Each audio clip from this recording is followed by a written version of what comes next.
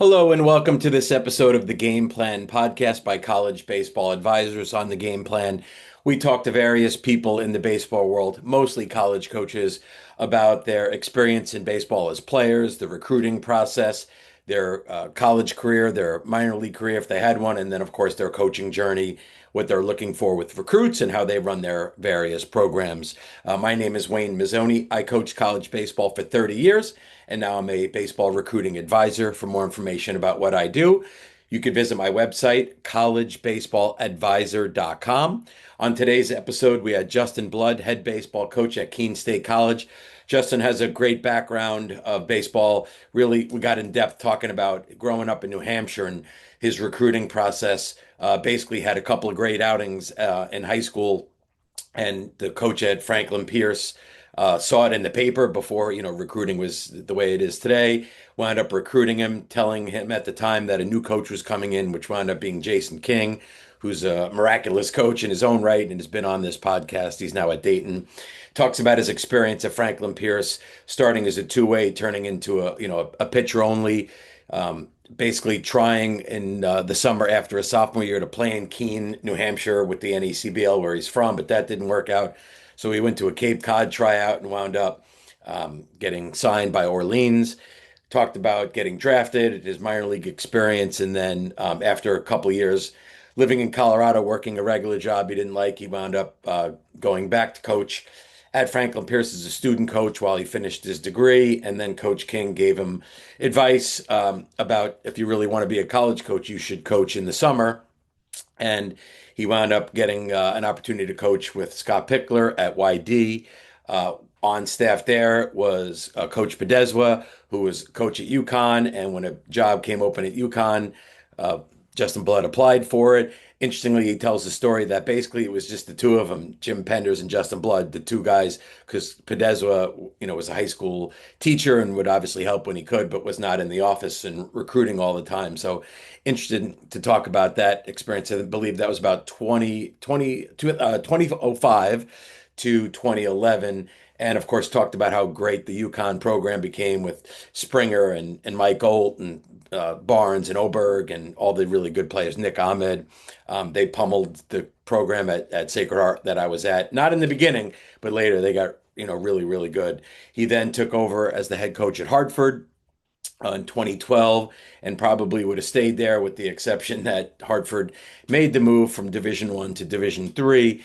It really wasn't necessarily just the drop in divisions that turned him off as he discusses. But when an opportunity, and I'm sure he had many, he's a really qualified coach, came to take over at Keene State, really where he's from, as a family, he and his wife, I thought it was a great decision, and he's been there since I want to say it's 2022, and doing a really good job there. So again, without further delay, here's my discussion with Justin Blood, head baseball coach at Keene State College.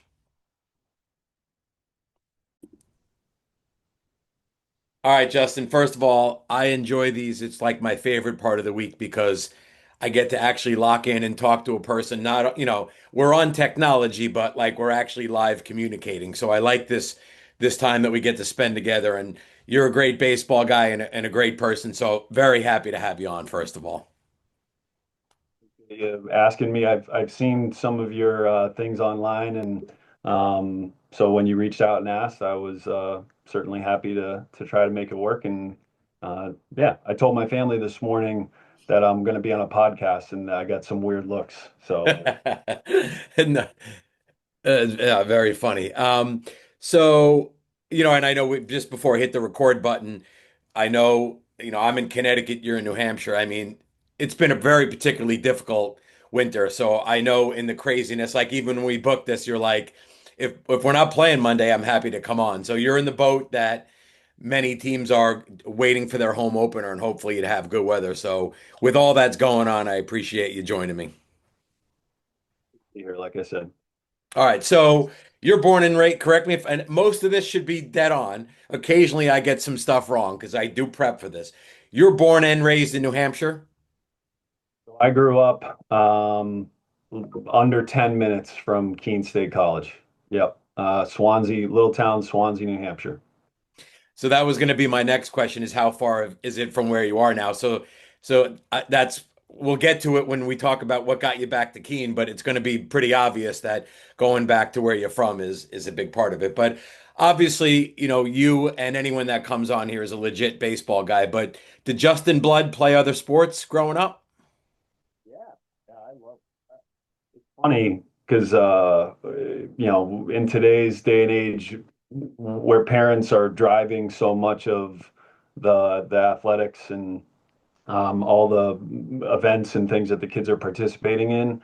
My mom was more than willing to take me anywhere I needed to get, but my dad was not an athlete and really didn't like sports Mm. particularly. So somehow my group of friends, whatever it was, I just grew up loving sports and loving competition, and so played soccer for a while, played football, basketball, and obviously baseball and a lot of backyard wiffle ball and tennis even. We would go play tennis, like whatever we could do, we would go do it.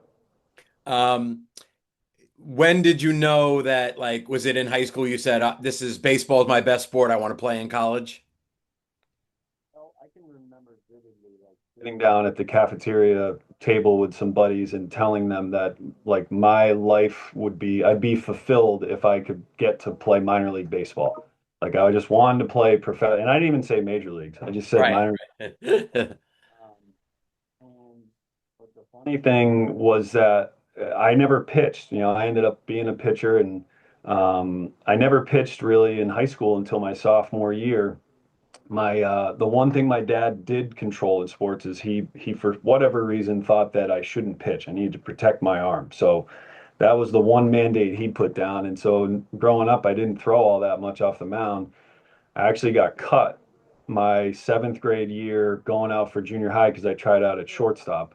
I played shortstop as a left-hander in Little League, and so I got cut, and the guy told me to come back the next year with my with a first baseman's mitt or an outfielder's glove. But yeah, baseball started to. I figured out that I was decent. My probably like towards the end of my sophomore year, we had a pitcher go down, and our coach kept us after practice and basically had three of us like throw bullpens and to figure out who could fill this role. And he was like, Blood, you look all right. Let's give it a go. And it kind of took off from there. So, what do you remember about, from that time on to recruiting? Obviously, recruiting for your time was, a completely different era, which I'll talk about when I first saw Justin Blood myself, but a totally different, time. So, were you highly recruited, or did you basically go? No, not at all, huh?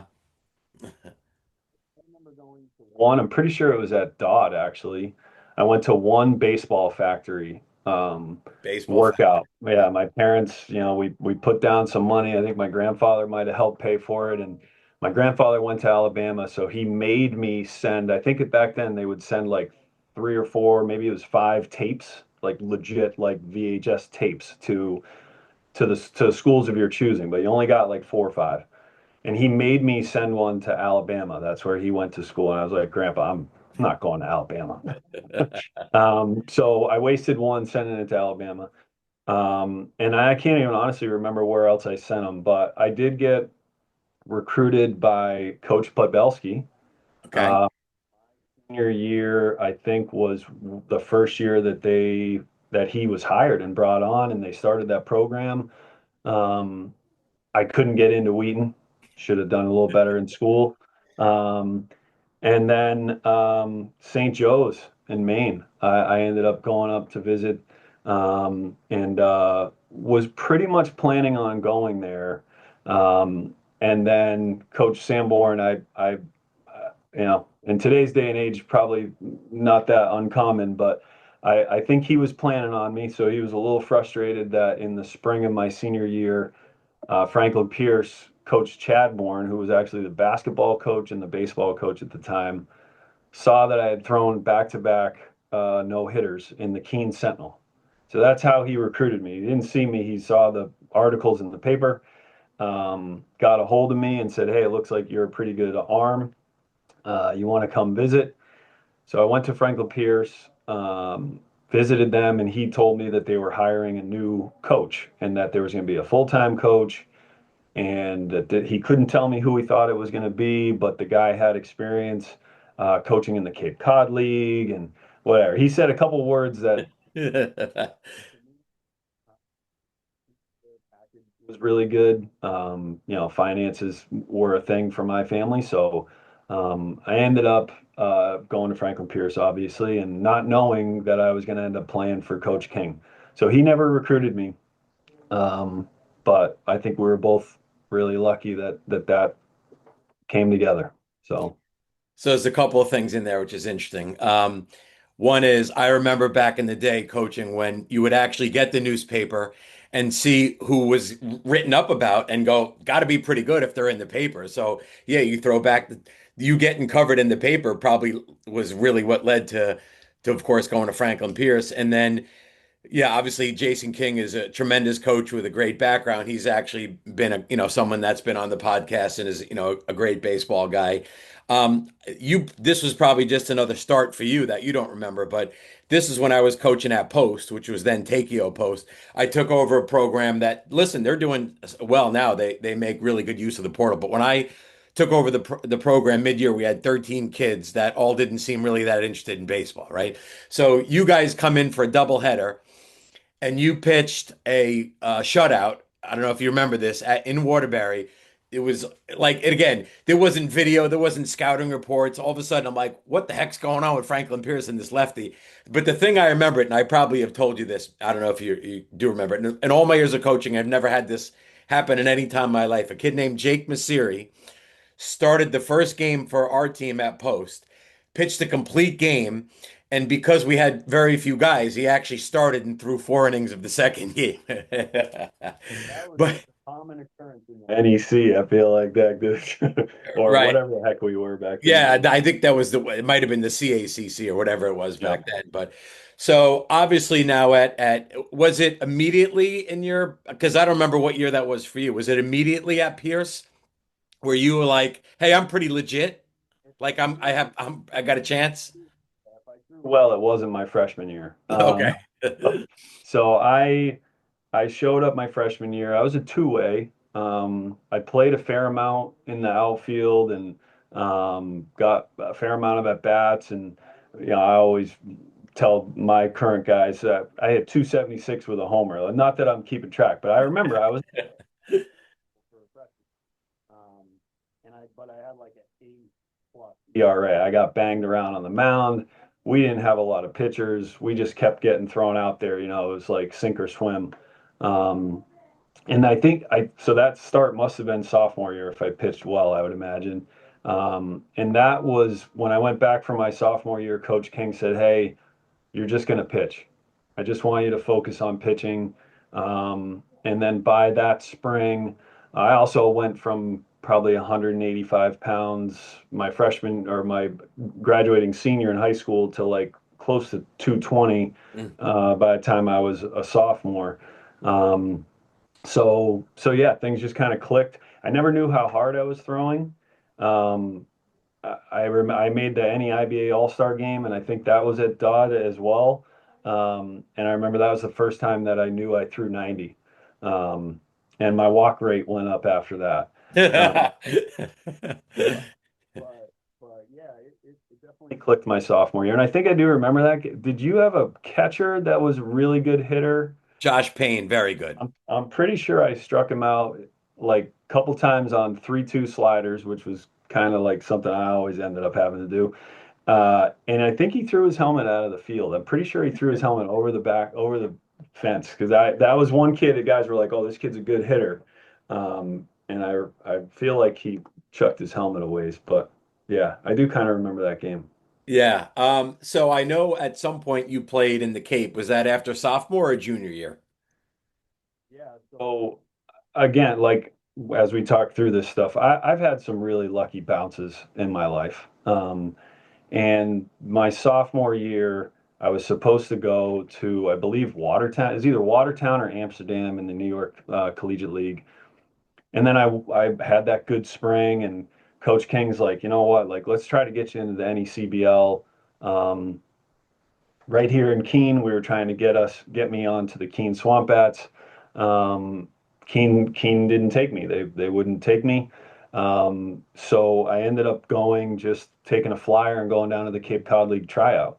And I got signed by the Orleans Cardinals as I came off the field. So, again, if you end up in Watertown, or, even if Keene picks me up, like, I don't know. I've got to be pretty thankful. I've had some lucky bounces, and, sometimes a no is still a lucky bounce. So yeah, so I ended up going to the Cape my sophomore year.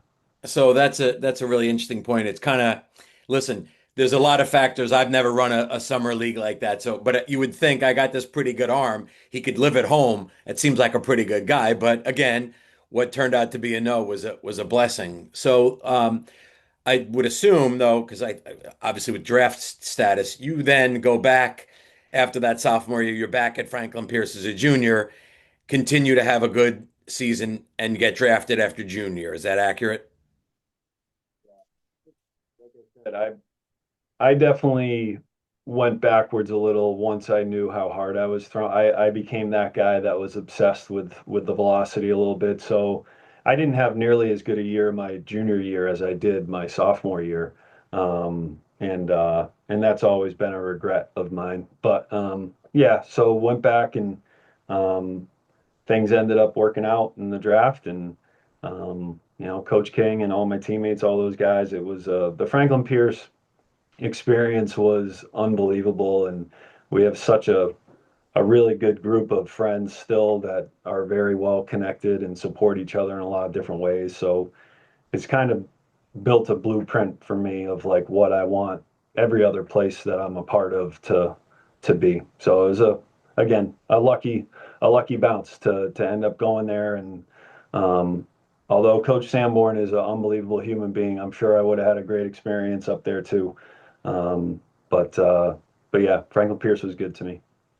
It's interesting. You said it. You were a little hard on yourself about the junior year and the velocity, but I'll say this, and I'm sure you've seen it with your experience. That draft year, when guys, especially, and I don't know if you had an advisor, but when guys get advisors and they start boy, they start playing baseball with a whole lot more pressure than they ever have. And I've seen a lot of kids have a really good sophomore year, and the junior year is not as good. So I don't think Justin Blood's the only guy that ever happened to.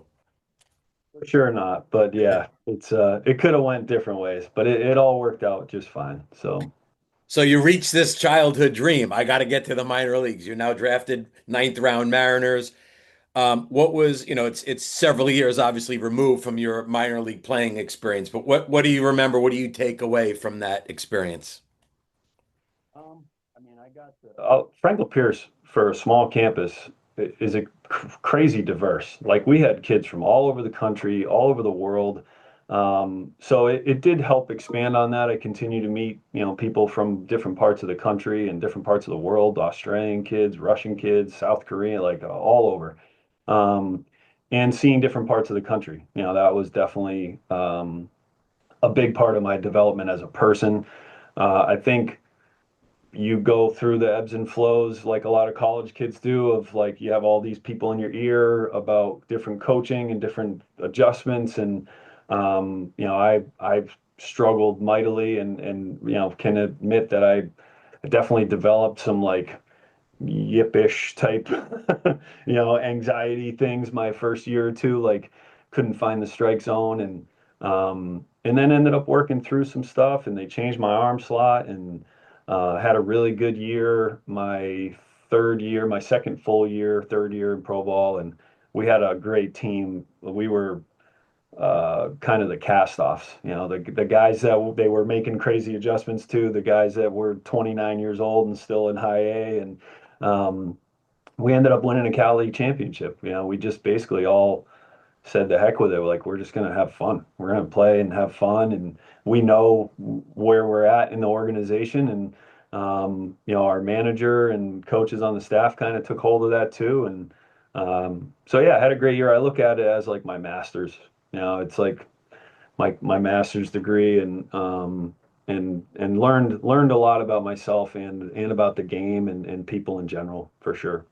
Yeah, I've heard other people actually say the same thing, that that time in the minors is all baseball and you really learn so much. And I would also imagine going through your own struggles with command and all that probably gave you some empathy as a coach down the road when you're dealing with people that this sport can be really hard, man. It's an individual sport in a team concept. So it hitting and pitching could be really in your head a lot. And so I'm sure that, that helped you. But when did you know was it after your minor league career, or was it all along that you knew coaching was going to be a path for you?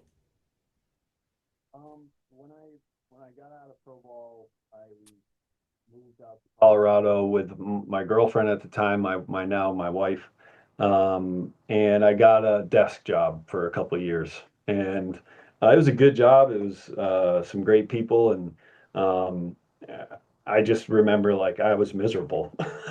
I couldn't stand, being stuck in the cubicle, and just it was not doing it for me. Um, and so I told Hannah, my wife now, I said, look, like I need to graduate because I still had some classes. So I was taking some night classes out there. But really wanted to get my degree from Franklin Pierce because it's such a valuable degree. Um, but it meant a lot to me. Um, so I said, I'm going to go back. I talked to Coach King. I said, I'm going to go back and finish up on campus, get that piece of paper from them, and I'm going to coach with them I'll be a student assistant for a spring and just see if I like it. See, maybe this is a route for me. So I go back, and Coach King is then, saying, hey, if you want to do this, you need to reach out to summer ball teams and try to coach in the summer. So I said, okay. And things were a little different then. I think like you got jobs from coaching summer ball then, whereas now I feel like I'm always telling young recruiters like, don't go coach summer ball. You got to recruit. Like the only question they ask is, can this guy recruit? Right. Um, so, so I make a bunch of calls to the Cape Cod League, and I get told no, no, no, no, we don't need anybody. And then I come across Scott Pickler in YD, and I say again, you need some lucky bounces, and I got another lucky bounce here. He said, call me back in a month. My guy might not come. I don't need you now, but I might.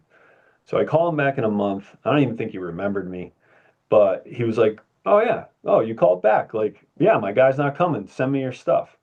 So I end up getting to YD for the summer. And then Chris Pedezwa is on the staff at YD. The job opens up at UConn, and Desi is like, you need to apply for this.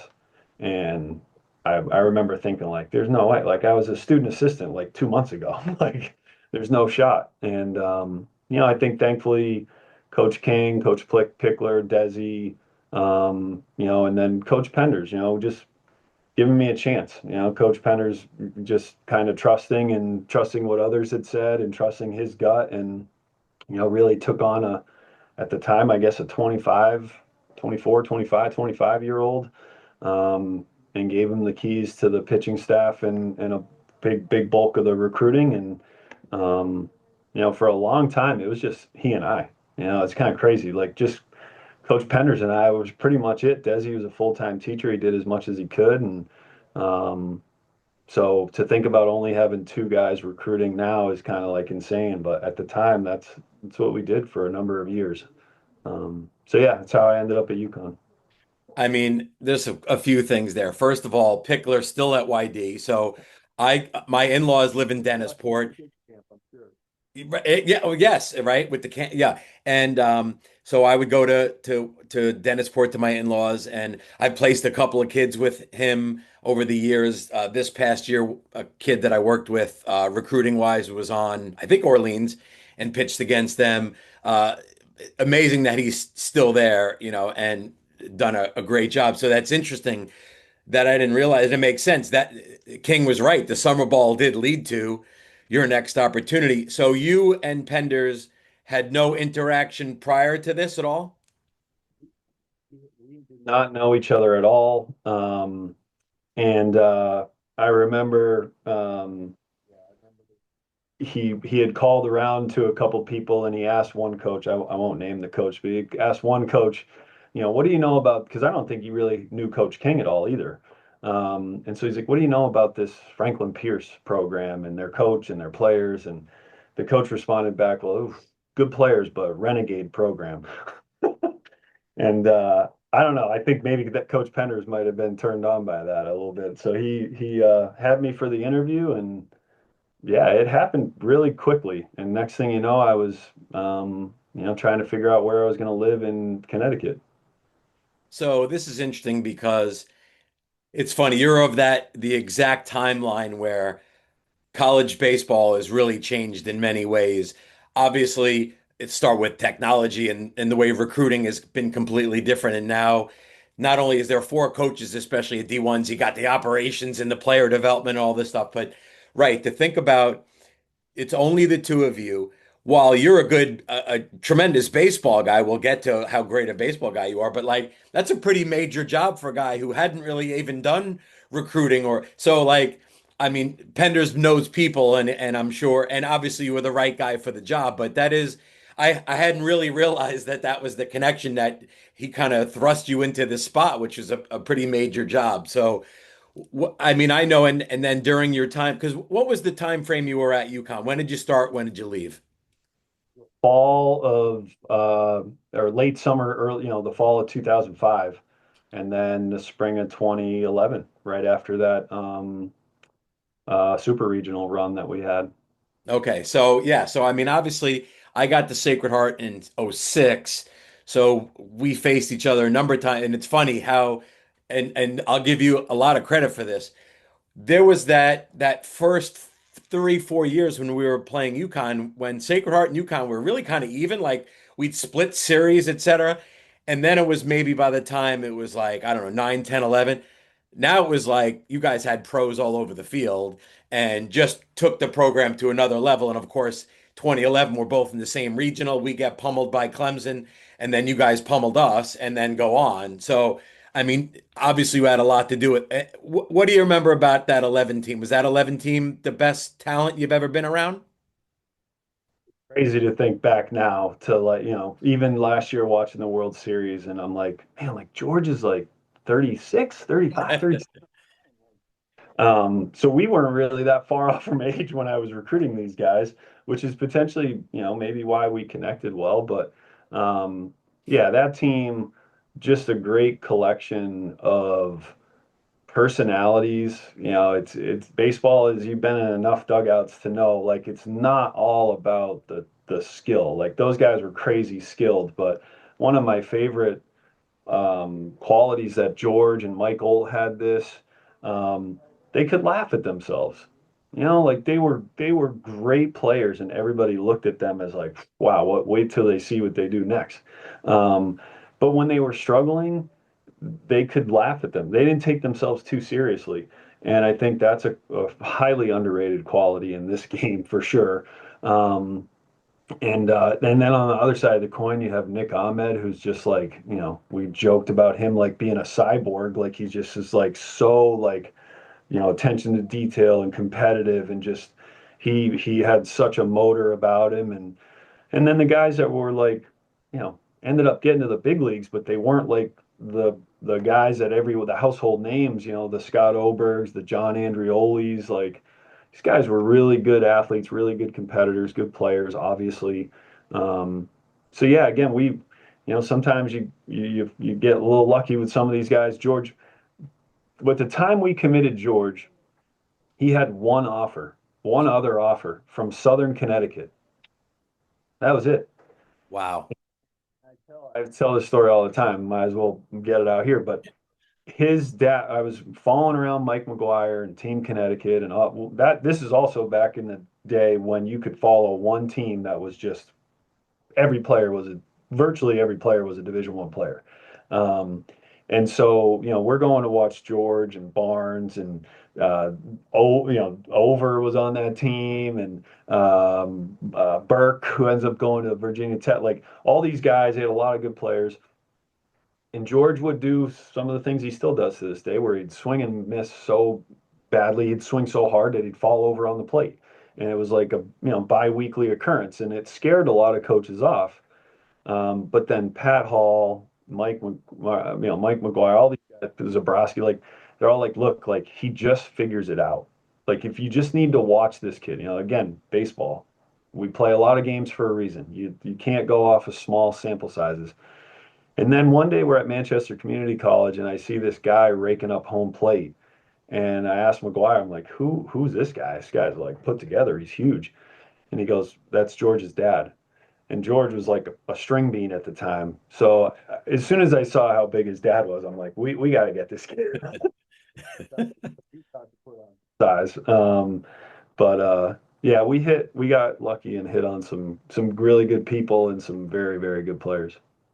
It's funny, I've been across from some really good players, over the years and looking at guys who made the big leagues. And I remember saying to people, boy, this Springer with 0-2, he don't cut down that swing with two strikes. He better learn to do that, He just never cut down with two strikes. And with two strikes, he could hit a ball very, very far still. So, that's really funny. But I wanted to ask you, never having coached with him, Jim Penders seems like, besides a great human being, is an unbelievable baseball guy and one heck of a hard worker, an incredibly like a workaholic's not the right way to say it, but the man works his butt off. Is that accurate from the outside? Yeah, for sure. I think Jim and Coach King that share some qualities, but they also are very, very different people. So my experience getting to be around both like really helped shape me.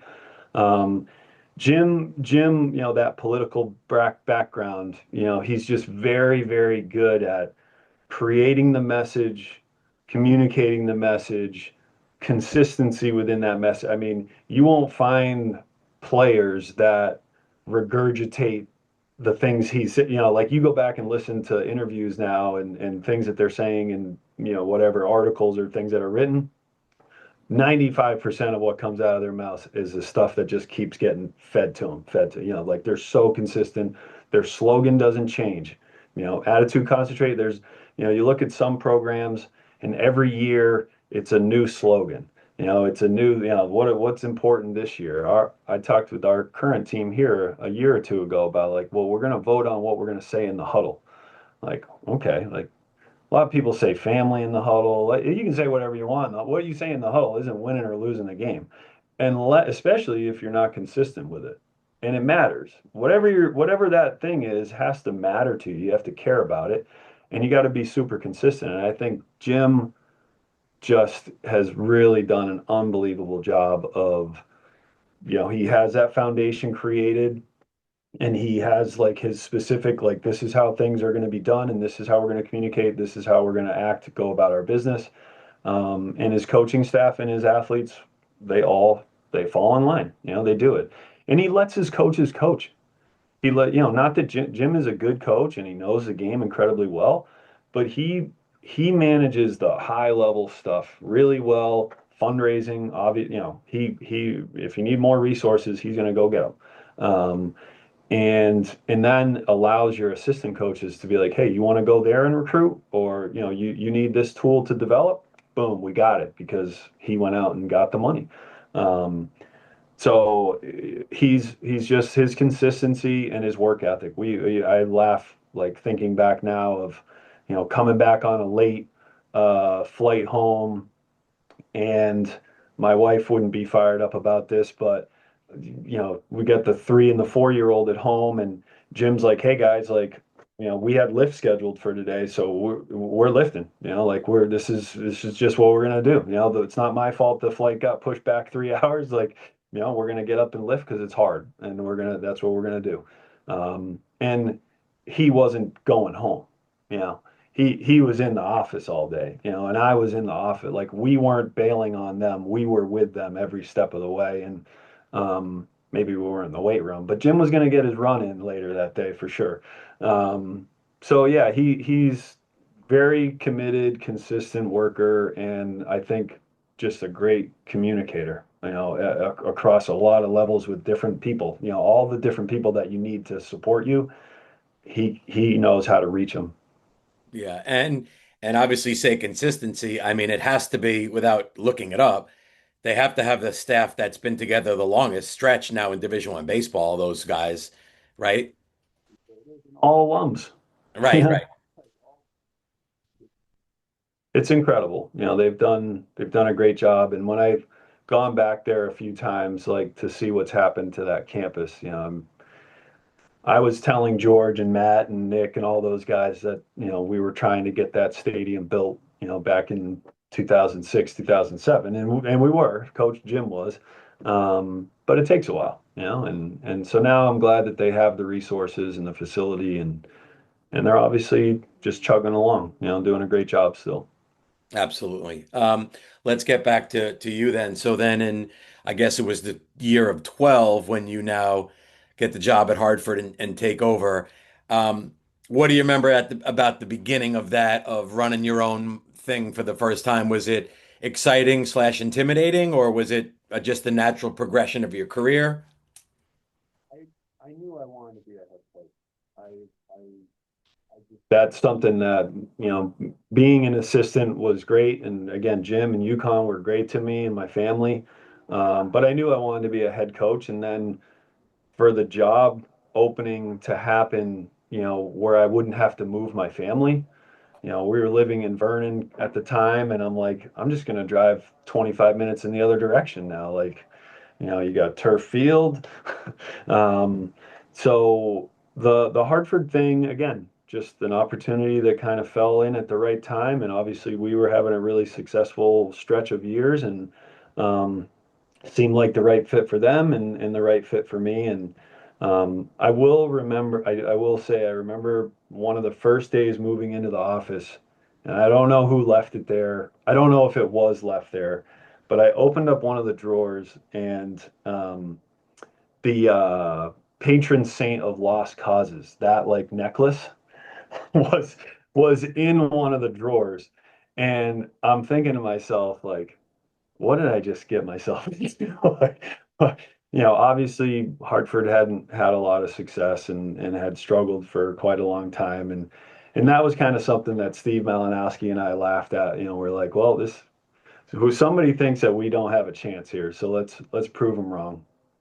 And obviously, I mean, you did a heck of a job turning that thing around quickly and getting some tremendous players. I mean, you had obviously had the place moving in the right direction. I mean, was that just a matter of having your own coaching staff in place and doing things that you knew to do from UConn? Like, was it business as usual what it took to for you to get that program where you wanted it to be? Well, the last maybe 2 years of recruiting for the previous coaching staff, when we got in, it wasn't like the cupboard was bare. We didn't have depth, and we didn't have, we were missing some key things, but we had Brian Hunter, this kid Brian Hunter, James Alfonso, Alex Goen, like a couple of these guys all played pro ball. They ended up getting drafted or signed. Ryan Lukacs, Sean Newcomb was a freshman. Oh, I wow. that's like that was like now I was the thing that kind of landed in Coach King's lap, and then Sean Newcomb landed in my lap. Um, John Sluzars and I are watching the pitchers throw for the first time down the left field line in the fall, and we're just like looking at this kid, and we're like, holy cow, like look at how big he is. Look at how the ball is coming out of his hand. And he threw his first bullpen, and I'm like, I'm going back and looking at perfect game stuff. And I'm like, did I see this kid and miss this kid? Like, what the heck? Like, I would have never not recruited this guy. And so I went up to him and I'm like, when did you start throwing hard? Because he was like 88, 91, his first bullpen. And this kid's 6'5", he's like Gronkowski, left-handed pitcher. He's like, oh, I think this spring maybe I started throwing a little harder. I was like, well, you're throwing a lot harder. And so we knew we had something to work with. We had some key pieces, some guys that had some ability.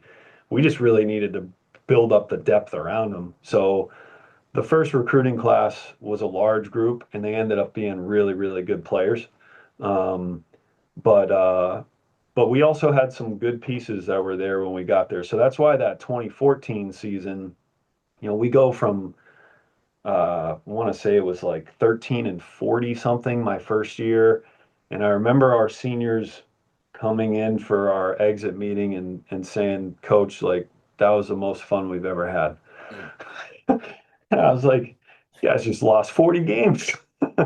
I, I said, that's gratifying, I guess, because, we obviously struggled and didn't compete at the level we wanted to, but we at least could give these guys a good experience on their way out. And we lost another, I think, 36 or 37 games the next year. And then in 2014, we broke the school record for wins. And I remember beating Coach Penders at home. And he had said this, and I'll never forget him coming up to shake hands at the end of the game. And he said, year three. And it's always stuck with me, like year three, in my opinion, and he was right, it was from him, not from me, is like the indicator of whether or not you're on the right path. Mm. Year one, year two, like you might have a couple, our second year here at Keene, we I want to say we were like 13 and 10 or something, and we're like, "Ooh, maybe we figured this out." And we lost like 19 straight games to finish the season, so we weren't quite there.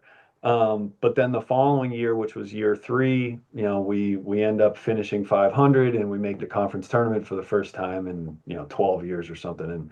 And that Hartford year in 2014 was the first time they made the America East tournament ever, and it's the first time they made a postseason appearance since 1992. So again, there were pieces there that helped us, get it to that level that quickly. Um, and yeah, I'll never forget Coach Penders saying that year three and shook my hand. Which must have been really, really cool experience, beating them like that too. But I remember this game. I think see if you remember this too. It was Sacred Heart versus Hartford, and we played at Baseball Heaven. And it was Newcomb versus Cody Kursky.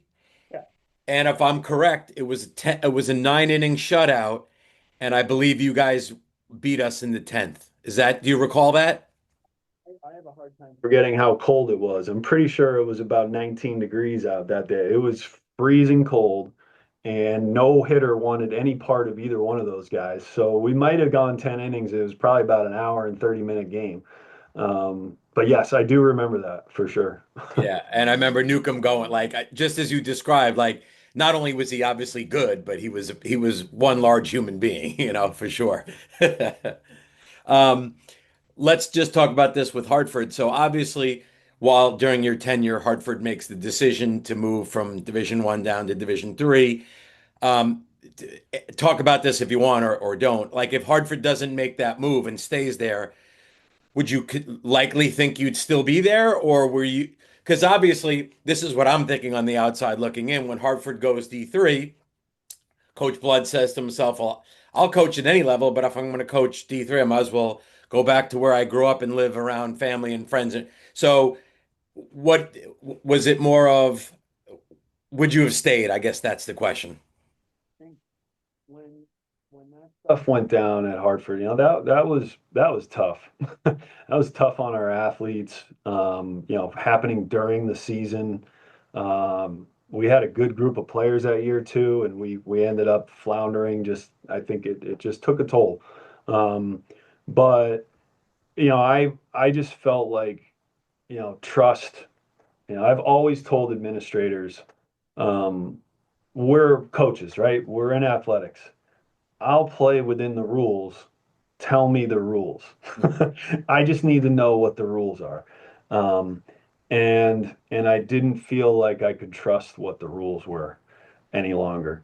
And that's the honest answer to that. And so, I started looking at some other options. And oddly enough, my mother sends me a text message with a release from the Keene Sentinel comes back into play. Let's go full circle here. Um, and says, "Hey, Coach Howe has announced he's retiring. You should come back to Keene." And at first, I was like, "Yeah, okay, like yeah, I'm gonna come back to Keene, coming back home." Um, so my wife and I are talking, and the other part of this is you said like family.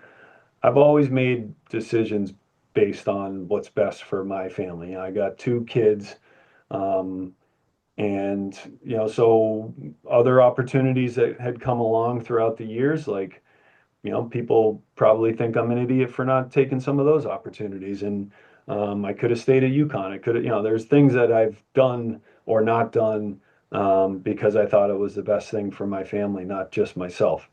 And so my wife has been working for a company that her family owns and operates here in Keene. She'd been working remotely for like 10 or so years in Connecticut.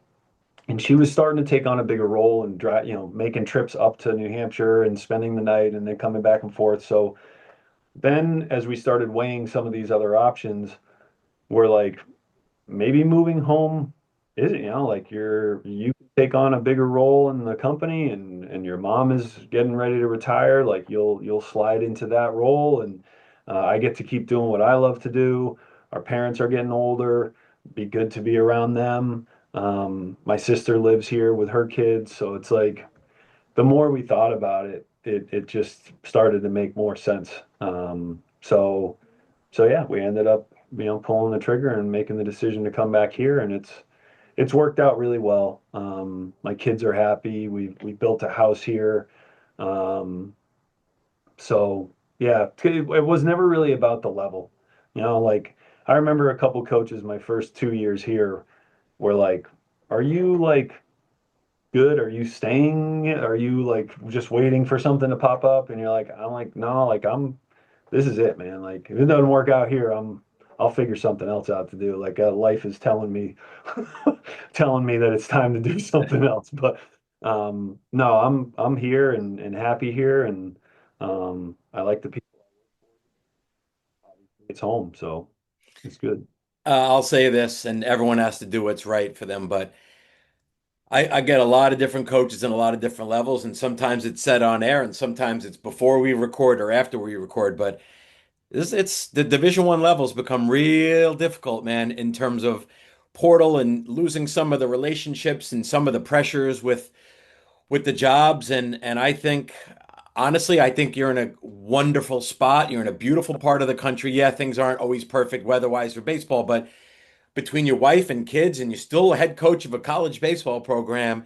And I think it's awesome. And with your track record, yeah, you could probably get an associate job or the pitching coach job at Clemson, and you might love it, and you might find it miserable too in a lot of ways. So I don't know. The people that I talk with seems to be that the Division three guys have a nice balance of life and still get their baseball feel. So obviously, it's what seems to be what you have there. It seems to be pretty, awesome. Tell you what, I get that all the time where people are like, "Oh, like the balance, like you must like it's great to have more free time." When you move home and become a Division III coach.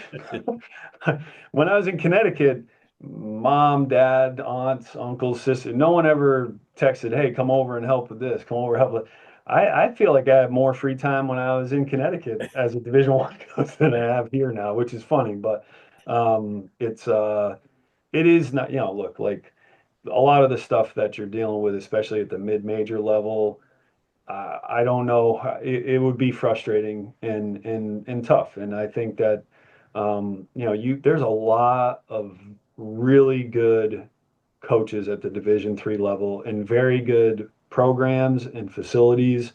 And my assistant Sean McKenna was talking to one of the coaches at Kent State, or one of the players I think at Kent State, who's going to be playing for him this summer in Keene, or last summer played for him. They played at Trinity this weekend when they played UMass because they needed to play at Trinity. And the kid's going, "This facility is as nice as our facility, if not nicer." It's like yeah, you can find great facilities and great coaches all over the place at this point. So it's I'm happy. Like I said, where I'm at right now, I'm happy. It's good, and hopefully can do it for a long time. Awesome. All right, a couple more things then. One is I don't know much about the college itself. I've never been on campus. What can you tell people watching about the school itself, and then we'll get to the baseball. We have just under 3,000 kids here, public school, obviously here in New Hampshire. I think one of our greatest attributes is that, Keene is one of those, like out of a magazine, New England towns with the church at the head of the square and the common. And so our main street is essentially 100 yards from our campus. So when our kids, if they want to go downtown and watch a comedy show or a movie or grab a coffee or go out and socialize, like everything's within walking distance. I don't think I appreciated it really when I was a kid growing up here. Um, but having spent 3 years on Franklin Pierce's campus, which is a little bit of an island, and there's not nearly as much around. I think that you know how mobile our kid. You don't need a car. You can walk everywhere. There's a ton around us. Even though we're 3,000 or a little under 3,000 students, the city of Keene, which is not a huge city by Connecticut standards or Massachusetts standards, it's like 25,000 people. So there's always a buzz. It always feels like it's bigger. It's a college town, um, which I think is great. And we have some unique offerings here. Our safety studies program is a very unique construction management as well. Um, we have a number of guys that get into that. So like your OSHA construction supervisor type roles. They go all over the country and travel and make good money. And the job placement, most of them know where they're going by the time they're in their spring semester of their senior year. Um, and then we got kids in all sorts of different programs, architecture, criminal justice, business, obviously. So I think our offerings here, academic, we've got a bunch of different ones that kids can get into. Our support here, academically, and even here in our athletic department is great. And our location is great. And this athletic department is built to win. Like our Commissioner's Cup, I think the LEC's been around for like 26 years or something like that. We've won the Commissioner's Cup, I think 19 out of the 20. And I think us and UConn are the only two that have won it. So it's basically one of us, and more times than not, it's us. So, our basketball team was ranked in the top 25 the last couple of years. They were top 5 in the country for attendance. So, Division III school, and they had about 1,000 people a game, coming out to watch them. It's not just students too; it's the community comes out. When we hosted the tournament this past year, and we had a lot of people from the community. It doesn't hurt that I'm a local guy, so we got a lot of people that want to come out and help support us. So our community supports athletics, supports the college. We support them. You know, it's it's a nice little corner of the state, and you can get a great education here, and you're going to be around a lot of good people, and you're going to be in, like I said, a really good location.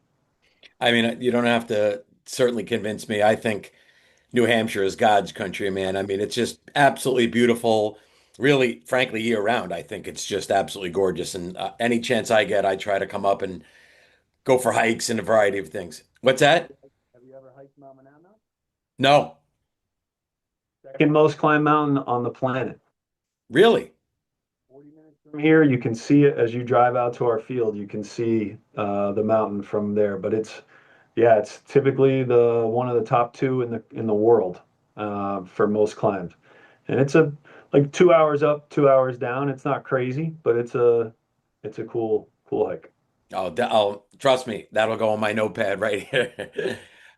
Um, Tell me about, and however you want to answer it, what is you and your staff, what are you looking for recruiting wise? Obviously, someone's got, pitchers, hitters, there's certain skills you're looking for. Is there any extra piece mentally, or any other characteristics that you're looking for when it comes to guys that you want as part of your program? A big characteristic that we look for is I want to bring in people that are willing to adapt and want to be coached. Like I think what we've found success with is, um, we're not going to be so talented. We weren't the most talented team in our league last year. I can be, we won the league, we won the regular season, but we weren't like pound for pound the most talented. but we could beat you in different ways. And, I say it all the time, like these teams that are built with like, if you have, well, my pitchers have to be able to do this and this, like, and my hitters need to be able to do this and this. Okay. Eventually you're going to run across somebody who can take that part of their game away. So I want to have as many guys as we can have that have some adaptability within their gameplay, and if beating somebody one day is going to be that we're going to take a strike and we're just going to try to get as many runners on as we can. And this past weekend, our guys were fired up about it. I think we had 4 hit and runs in 1 inning, Wow. and they were like, let's do this more. Let's do it all the time. And so we're not going to just sit back and try to outslug you. Maybe there's going to be a day where we do that, but they're just trying to have guys that can beat you in different ways, and they buy into that. And being able to play different positions too. I want that versatility within position. The old saying of get as many shortstops as you can get. Like it's real. Like I want athletes that can move around, and they're open to moving around, because they know that it's going to give them a better opportunity to get in the lineup. So, yeah, I think in good programs, we look for kids. I think that was one of the things we hit on when we first got here. I wanted kids, and not just like travel programs. There's plenty of good travel, but I wanted to go find kids that were from historically competitive and successful high school programs. Like this is in their DNA. They grew up in Little League, and down through middle school. Like their dream was to be a state championship team for Waterford High School or for Westfield High or for whatever it is, like Plymouth, Mass. Like there's Taunton.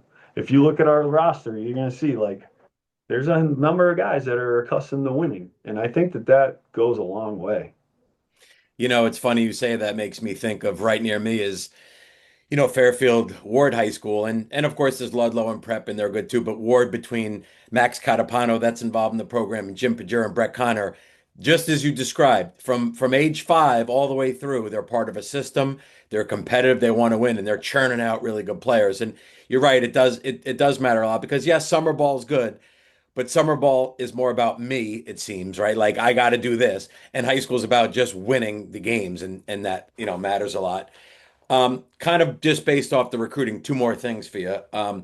Is I know enough about your coaching style and kind of what you said, what you're looking for in recruits. I'm assuming you're also coaching these guys to win in a variety of ways and play multiple positions. And I know from one of your, really good presentations you've done at Mohegan, I do feel I think you say it's part of your job, not only get them better as hitters and as pitchers, et cetera, but really to up their baseball IQ, like teach them the game. Do you see that as a big part of the way you run your program? It's massive. Like, we spend, a fair amount of time collecting Rapsodo information and, same as everybody else. And we've got technology and 643. We can show them a million stats. But what I'm really trying to drive home to these guys is that none of these things matter unless you can apply them in the game. And you have to be able to apply them in situations where they're applicable. Like it doesn't matter if you do this thing, whatever it is. If this pitcher is taking that away from you, are you just going to take your 0 for 4, or can you adapt in some way? And then in the games, like the cuts and relays, the thing that you're talking about, like that was another thing that Steve Malinowski and I kind of stumbled upon, and running the 27 outs in a way where it was a game, like and Tim Dijon actually, who was helping us, he was really impactful with this. Who's like, there needs to be a score, there needs to be outs. Like we can't do cuts and relays in practice with no score and no outs because it changes everything. So now, like whatever we're doing in practice, whatever we're doing in development, training, we try to have like, okay, here's the adjustment, here's the mechanical thing that we're trying to get you to do, but this is how it applies to a game. This is how it's going to help you.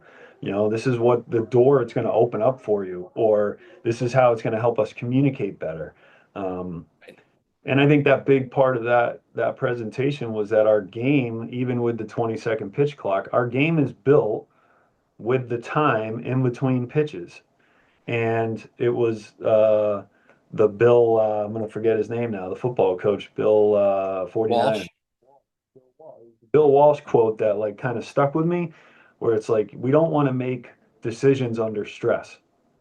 We want to make, if we communicate pre-pitch, then when the ball is hit, we've already kind of inceptioned, like we've helped plant the seed of what we're going to do, and then it's not stressful. We're just doing what we had just communicated. Um, Whereas when you live in that chaos world, yeah, there a lot of mistakes will be made. So that is a big part, trying to have as high a baseball IQ as we can have, and be able to apply it to certain situations within the game. Um, and even little stuff like fields. Like it's crazy how you see people like we play on turf, and then we play on grass. We play on with wind, we play without. Like these things impact how you're going to play the game that day. They have to. So if you don't consider those things, you're not really playing the game. You can probably still win a lot of games without considering that stuff if you're talented enough, but at some point you're going to need to be able to apply it. Yeah, I'm something which is part of that really stuck with me just for people watching or listening. I remember you talking about like there's a runner on second, there's a ball hit in the gap in the outfield, and the guy's running after it and he's thrown it home when we have no shot to get the guy at home.